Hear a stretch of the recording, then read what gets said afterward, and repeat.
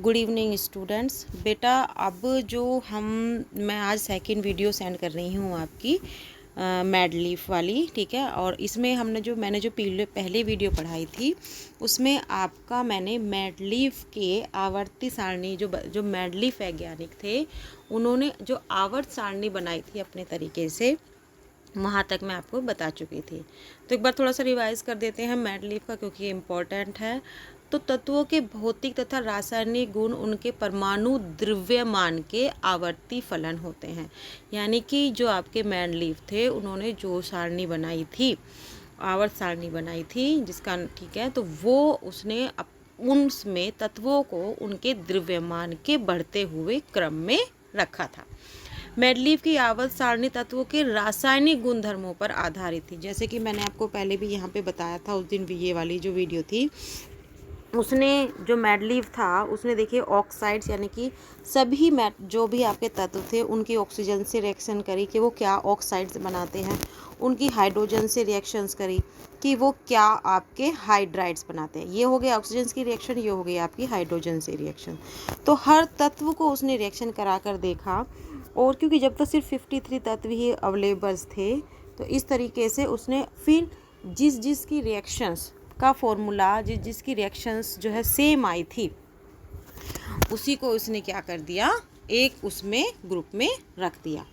फिर उसने जो आवर्त सारणी बनाई थी उसमें 8 जो थे वो ऊर्ध्वाधर स्तंभ थे जिन्हें समूह कहते हैं, और 6 जो थे वो क्षैतिज पंक्तियां थीं जिन्हें हम आवर्त कहते हैं। अब इसकी उपलब्धियां क्या रहीं, मैड लीफ की उपलब्धियां क्या थी?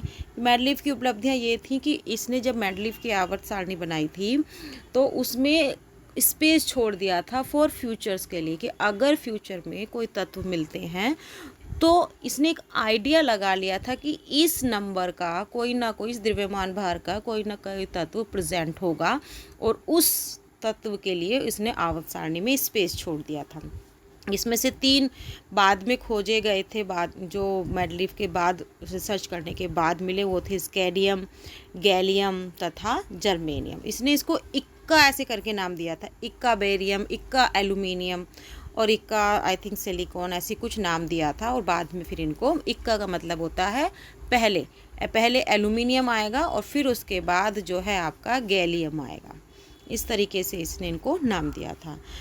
दूसरी इसकी उपलब्धि क्या थी? दूसरी थी कि जिन तत्वों के रासायनिक गुणधर्म जो थे, यानी कि जो ऑक्सीजन और हाइड्रोजन से रिएक्शन कर रहे थे, उनको इसने एक साथ एक स्थान दे दिया था।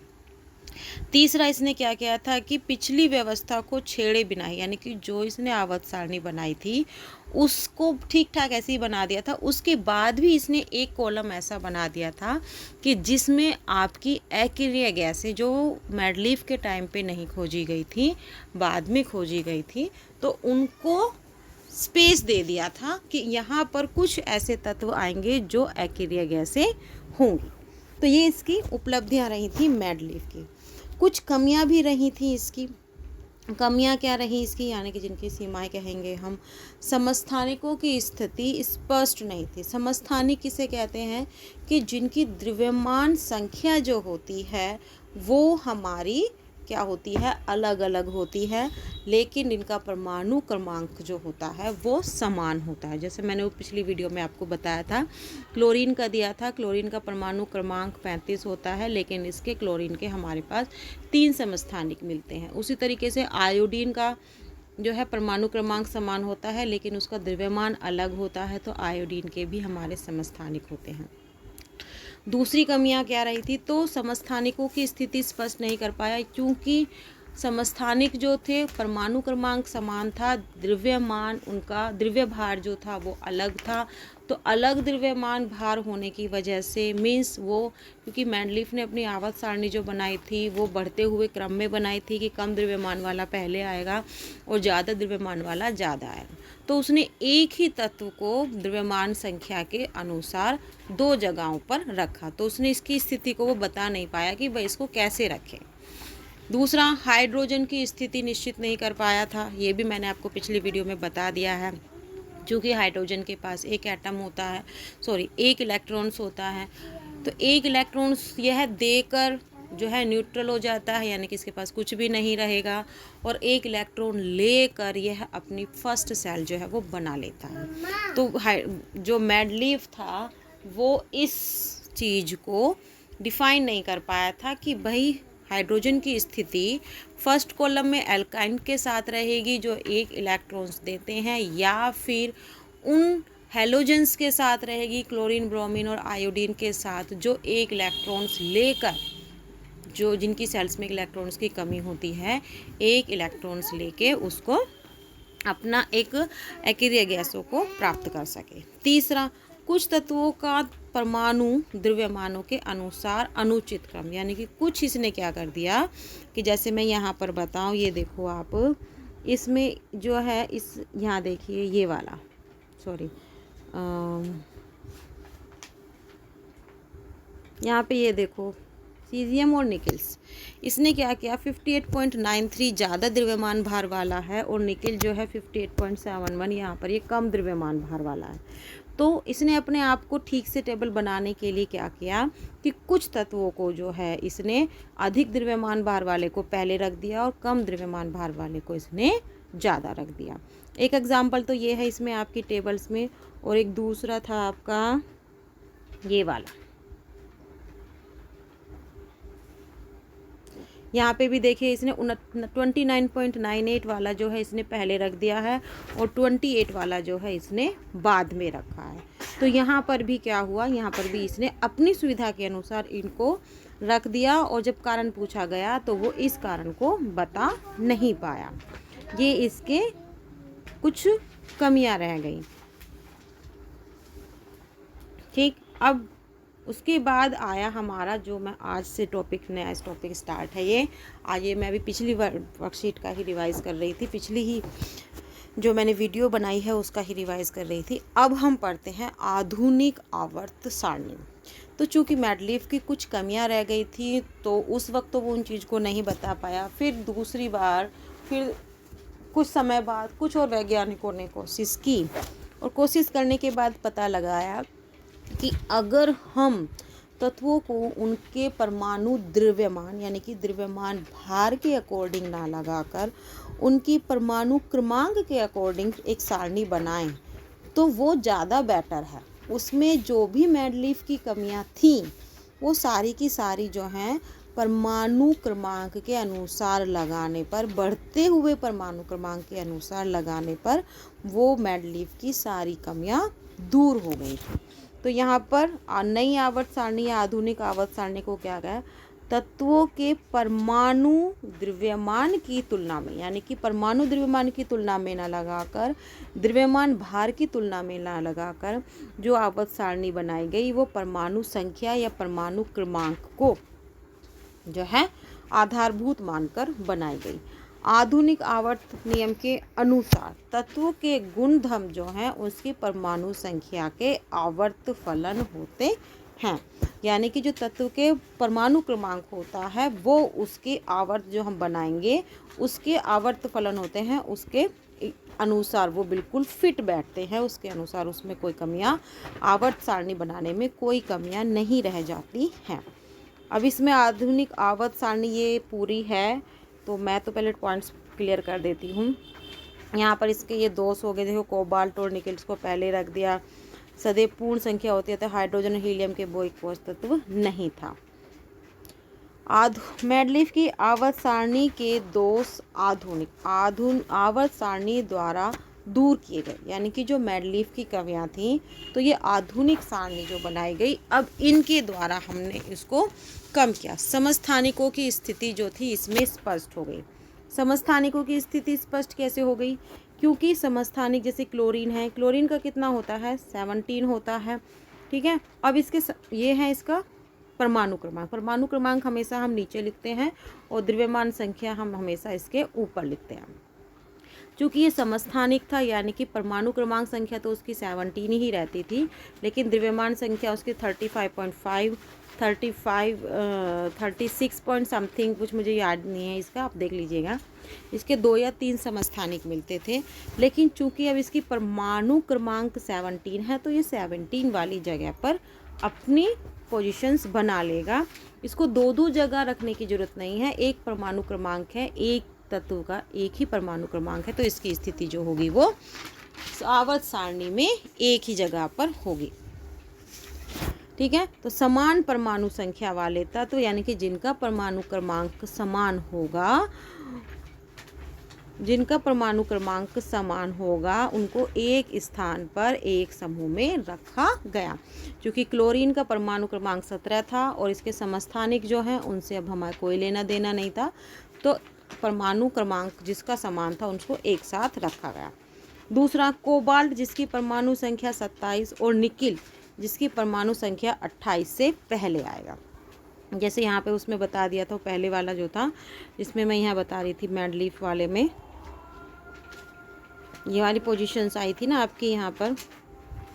निकिल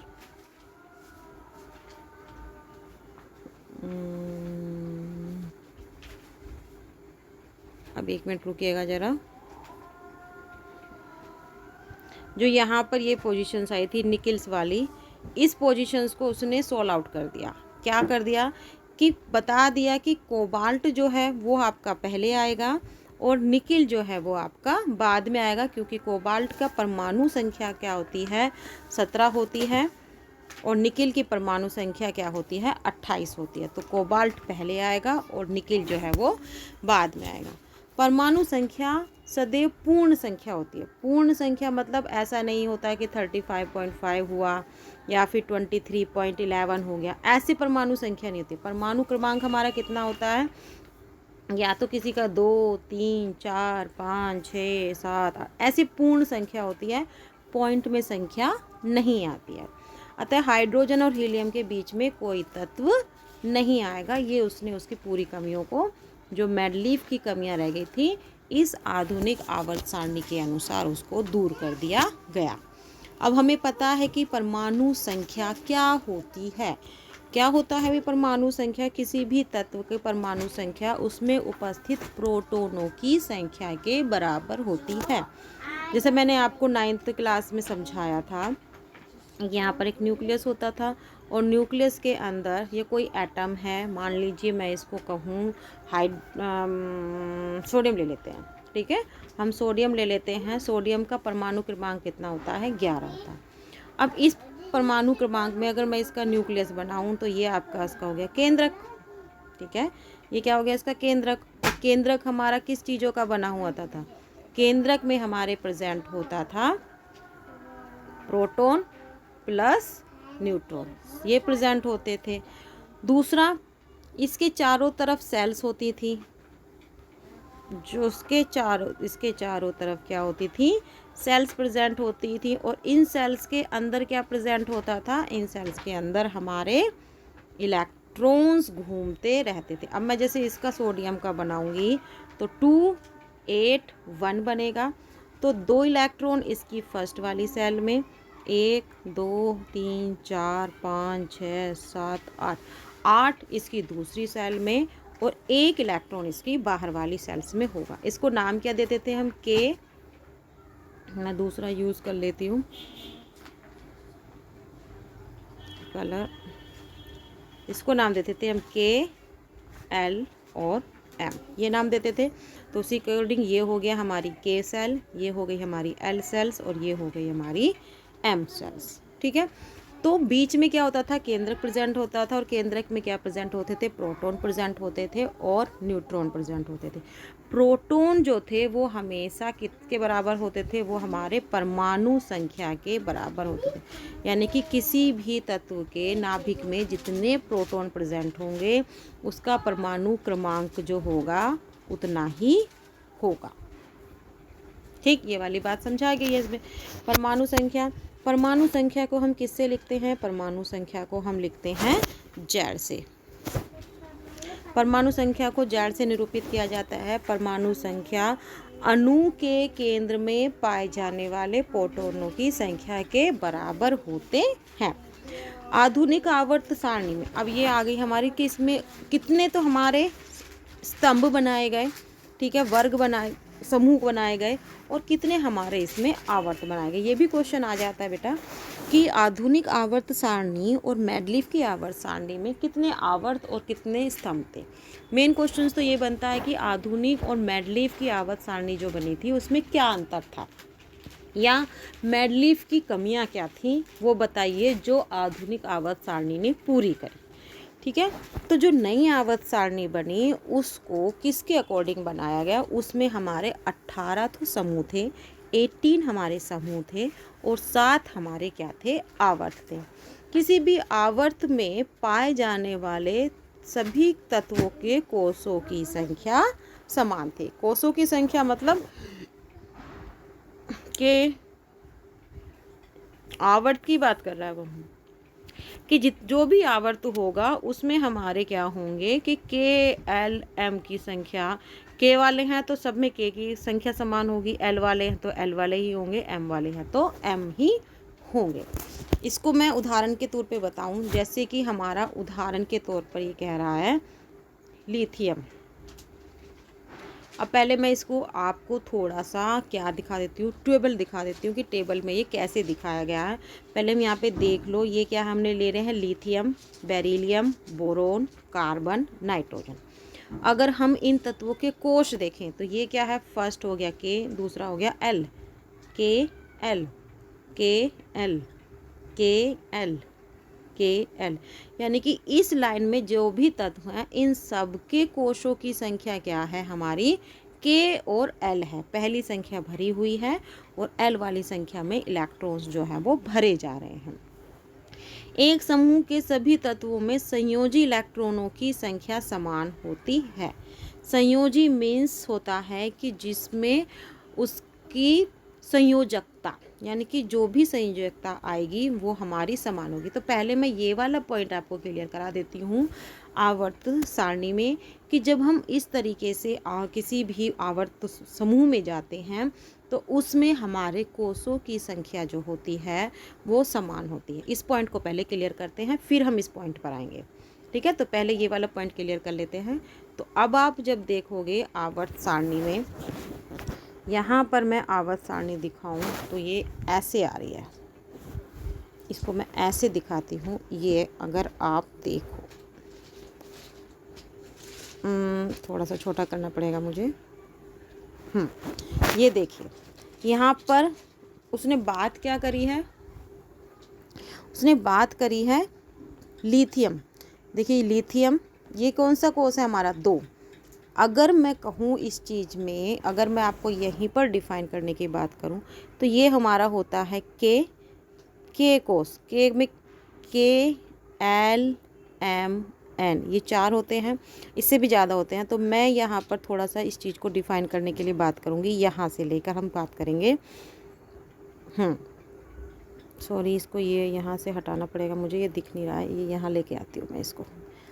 अब यहाँ पर आते हैं हम, देखो फिर भी यहीं आ रहा है ये, चलो कोई बात नहीं। हाँ, तो यहाँ पर जो हम के एल एम बनाते हैं तो ये हमारा के, ये हमारा एल, ये हमारा एम, ये हमारा एन, ये हमारा ओ, ये हमारा पी और ये हमारा क्यू। इस तरीके से हमें पता है के शेल में कितने हमारे वो होते हैं,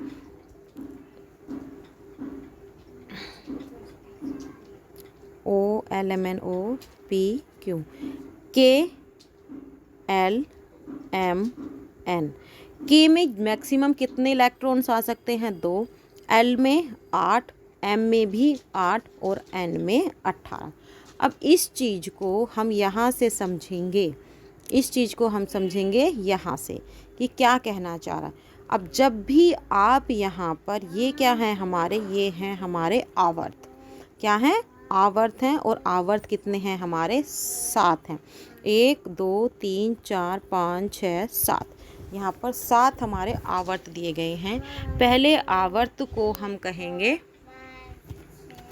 के, और के में मैक्सिमम कितने आ सकते हैं, 2। तो यहाँ पर हमारे 2 ही इलेक्ट्रॉन्स आ रहे हैं, 2 ही एटम्स आ रहे हैं। एक यहाँ पर ये हाइड्रोजन है और एक यहाँ पर ये हीलियम है, ये 2 आ रहे हैं। फिर एल में कितने मैक्सिमम आ सकते हैं हमारे, 8 आ सकते हैं। तो ये हो गया 1 नंबर लिथियम, 2 3 4 5 6 7 8। तो यहाँ पर L सेल में हमारे L एटम्स हो गए। और जब आप इसका डिविजन्स करोगे, इसका एटॉमिक विन्यास निकालोगे, इलेक्ट्रॉनिक विन्यास निकालोगे, जैसे लिथियम का कितना था जो मैं पीछे बता रही थी, इनकी सबकी शेल जो आएगी वो KL आएगी, K ऊपर वाली और L ये वाली। इसी तरीके से इसकी क्या आएगी, सोडियम की M आएगी। एक मिनट बेटा, थोड़ा मिस्टेक हो गया है कुछ। तो अगर हम यहाँ पर इस चीज़ को स्टार्ट करें तो देखो यहाँ पर H यानी कि सॉरी H है तो H का कितना होता है K, इसके बस K में ही आएंगे 1। और हीलियम का कितना होता है, रुक जाओ मैं इसको सही से बताती हूँ। यहाँ पे है हमारा H का कितना होता है 1 और हीलियम का कितना होता है 2 इलेक्ट्रॉनिक विन्यास। तो K और K दोनों के किस में आएंगे, इसका 1 होगा और इसका हमारा 2 होगा। K सेल्स में मैक्सिमम 2 ही इलेक्ट्रॉन आ सकते हैं। तो ये हमारा K वाला हो गया जिसमें हाइड्रोजन और यहाँ पर ये हीलियम आएगा जो मेरे कैमरे में फ़ोन में दिख नहीं रहा है। अब हम दूसरा निकालते हैं। दूसरा कौन सा है भाई हमारा, दूसरा हम लेते हैं यहाँ पर ये वाला L। ये L अगर मैं लेती हूँ यहाँ पर, इसको मैं रफ कर देती हूँ। जो L अभी मैंने आपको वहाँ फ़ोटो में दिखाया था उसी चीज़ को मैं दिखा देती हूँ। L सेल्स में कितने आते थे हमारे, मैक्सिमम 8 आ सकते हैं। सॉरी, हाँ, L सेल्स में हमारे कितने आ सकते हैं, 2 इलेक्ट्रॉन्स आ सकते हैं। 8 इलेक्ट्रॉन मैक्सिमम आ सकते हैं। क्या हो गया इस फोन को, L में कितने आते हैं हमारे, L में आते थे हमारे मैक्सिमम 8, क्योंकि K और L होता था, L इसमें 2 होते थे और इसमें 8 होते थे। तो मैक्सिमम कितने आ सकते हैं हमारे, 8 इलेक्ट्रॉन्स आ सकते हैं। तो यहाँ पर लिथियम की देखिए सेल क्या बनेगी, KL बनेगी क्योंकि इसके 3 हैं। बेरिलियम की 4 हैं तो उसके भी कितने बनेंगे हमारे, 2K और L ही बनेगी। क्यों, क्योंकि इसमें 2 और 2 हो जाएंगे। बेरिलियम के 5 हैं तो 2 और 3 हो जाएंगे। कार्बन के कितने हैं, 6 हैं। अगर 6 हैं तो 2 और यहाँ पर 4 हो जाएंगे। यानी कि सेल जो रहेगी वो हमारी K और L ही रहेगी सेकंड वाले में। तीसरे वाले में हमारी M, यानी कि सेल जो रहेगी वो रहेगी हमारी K L M। जैसे सोडियम का है तो 2 8 1, ये सोडियम का बन गया। मैग्नीशियम का लूँ तो मैं यहाँ पर तो 1 मिटा दो और यहाँ पे क्या आ जाएगा हमारा 2 आ जाएगा। ठीक है, इसी तरीके से एल्यूमिनियम का लूँ तो वहाँ पर 13 होता है एल्यूमिनियम का, तो 13 का क्या हो जाएगा हमारा यहाँ पर 3 आ जाएगा। 8 3, यानी कि सेल्स कौन सी रहेगी इसमें, तीसरी सेल्स। और तीसरी सेल्स में हमारा क्या होगा, M में मैक्सिमम कितने आते हैं, 8 इलेक्ट्रॉन आते हैं। और अगर मैं क्लोरीन की बात करूँ, यहाँ पर लास्ट में जो क्लोरीन आता है, क्लोरीन के कितने होते हैं, 2 8 7। ठीक है, तो ये भी हमारा M में ही आ रहा है। और अगर लास्ट वाला ये जो आर्गन है, इसकी अगर मैं बात करूँ आर्गन वाले की, तो इसके कितने हैं 18। तो 18 की बात अगर हम इसका इलेक्ट्रॉनिक विन्यास बनाएंगे तो 18 का क्या हो जाएगा, 2 8 8। यानी कि लास्ट में M सेल्स में कितने इलेक्ट्रॉन्स आ रहे हैं हमारे, 8 इलेक्ट्रॉन्स आ रहे हैं। तो ये वाली हो गई हमारी M सेल्स। फिर आ जाएगी हमारी ये N सेल्स। इसमें सारे जितने भी ये वाले हैं आपके, ये सारे N में आएंगे। ये O में जितने भी आपके इलेक्ट्रॉन हैं 18 होते हैं। अगर आप काउंट करोगे यहाँ पर, तो यहाँ पर सारे के सारे कितने हैं आपके, यहाँ पर 18 एटम्स है। देखो यहाँ पर 18 होंगे, यहाँ पर 8, यहाँ पर 8, यहाँ पर 2, यहाँ पर भी 18। अगर मैं काउंट करूँ 1 2 3 4 5 6 7 8 9 10 11 12 13 14 15 16 17 18। तो ये हमारा जो इधर जो हमारा आवर्त होते हैं उसमें जो हमारे 7 आवर्त हैं, 7 आवर्त को मैं कैसे लिख सकती हूँ, K L M N O P Q, 2 8 8 18 18। और ये वाला जो है P और Q जो है ये हमारा खाली है, हालांकि इसमें 32 आएंगे। ठीक है, मैक्सिमम जो आएंगे इसमें 32 इलेक्ट्रॉन्स आएंगे। लेकिन ये अभी P से आगे जो हैं, P में जो है ये फुल नहीं है, सातवां, सॉरी पी फुल है लेकिन सातवां जो आवर्त है वो हमारा अभी फुल नहीं है। देखो यहाँ पर ये जो हैं, ये नाम जो हैं ये अभी अननोन है, यानी कि इनको अभी खोजा नहीं गया है। ये आ गई हमारी आवर्त वाली बात। अब हम चलते हैं समूह में। समूह में क्या होता है भाई, समूह को कहना है कि उनका इलेक्ट्रॉनिक विन्यास। अभी तो हमने यहाँ से, अभी तो हमने जो बात करी थी वो ऊपर से नीचे की तरफ की बात करी थी, वो बात हुई थी हमारी KLM में।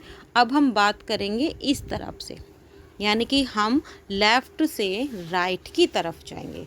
तो जब हम राइट की तरफ जाते हैं तो हम इनका अगर इलेक्ट्रॉनिक विन्यास निकालें, अब मैं पहले उस पॉइंट पे आ जाती हूँ, फिर यहाँ पर मैं आपको समझाऊंगी।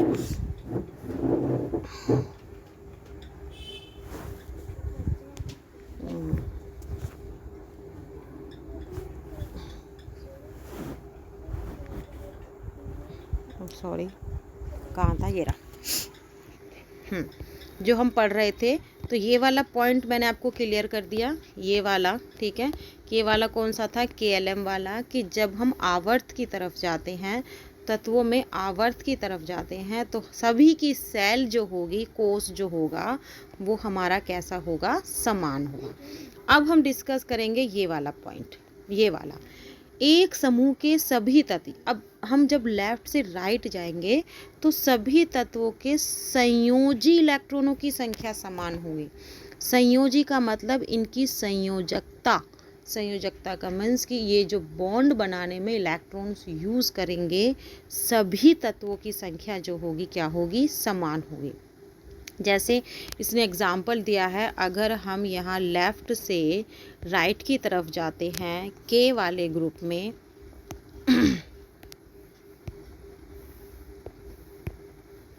K वाले ग्रुप में अगर हम लेफ़्ट से राइट की तरफ जाते हैं, ये पहले वाला हो गया जिसमें सिर्फ हमारे 2 इलेक्ट्रॉन्स होते हैं, hydrogen and lithium and nitrogens. नहीं, सॉरी, मतलब जब हम ऊपर से नीचे आते हैं, ये वाली चीज़ हो गई। इलेक्ट्रॉनिक विन्यास जो देखेंगे हम, वो ऊपर से हम नीचे की तरफ देखेंगे। तो जब हम अप टू डाउन आते हैं, जब हम ऊपर से नीचे की तरफ आते हैं, तो सभी तत्वों का जो इलेक्ट्रॉनिक विन्यास होगा वो हमारा क्या होगा, सेम होगा। देखो सभी की संयोजकता क्या है, 1 आ रही है लास्ट में, इसकी 1, इसकी 1, इसकी 1 संयोजकता, इसकी 1 संयोजकता, इसकी 1 संयोजकता और इसकी 1 संयोजकता। अब इस चीज़ को हम टेबल में देखते हैं, कैसे देखेंगे।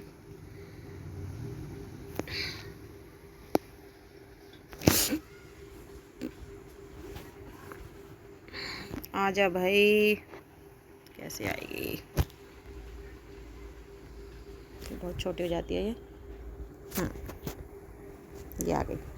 इसी चीज़ को अगर हम देखें कि जब हम ऊपर से समूह, 1 मिनट, तो जो इसमें हम समूह में देखते हैं, जब हम ऊपर से नीचे की तरफ जाते हैं, तो इसमें आप देखोगे कि यहाँ से ऊपर से नीचे की तरफ जाएंगे तो सबकी क्या होगा, इलेक्ट्रॉनिक विन्यास में जो लास्ट वाला जो इलेक्ट्रॉन्स होगा उनकी संख्या सबकी समान होगी। जैसे हाइड्रोजन है, हाइड्रोजन का क्या होता है, 1, ठीक। फिर उसके बाद सेकंड क्या है, लिथियम, लिथियम का कितना होता है हमारा, 3। तो अगर हम इसका इलेक्ट्रॉनिक विन्यास निकालें तो क्या होगा, 2, 1। सोडियम का कितना होता है, 11 होता है, तो इसका इलेक्ट्रॉनिक विन्यास होगा 2, 8, 1। पोटेशियम का कितना होता है, 19 होता है, तो 2, 8, 8, 1। सब में अब आप यहाँ पर एक चीज़ नोटिस करो कि सबकी जो बाहर वाली सेल्स है, ये वाली, सब में कितने इलेक्ट्रॉन्स हैं, 1 इलेक्ट्रॉन्स हैं। तो जब भी हम समूह की बात करते हैं, सॉरी आवर्त में आते हैं, आवर्त में जब ऊपर से नीचे की तरफ जाते हैं, तो ऊपर से नीचे की तरफ जाते हैं तो सबका इलेक्ट्रॉनिक संयोजकता, सबकी संयोजकता जो है वो क्या होती है, समान होती है। ये तो हमने पहले वाले की निकाली, अब हम दूसरे वाले की निकालने की कोशिश करते हैं। जैसे कि मैं बात करूँ ये सेकंड वाला, ऊपर से जब नीचे जाएंगे तो 7 आवर्त होते हैं। इसमें देखो बी ई का कितना होता है, 4। तो इसका अगर हम इलेक्ट्रॉनिक विन्यास निकालें 2 2। एम जी का कितना होता है, 12। तो इसका हो जाएगा 2 8 2। कैल्शियम का कितना होता है, 20। तो इसका हो जाएगा हमारा 2 8 8 2। 2 और 10 8, 8 और 2 20। तो इस तरीके से हमारी ये वीडियो का वो हो जाएगा।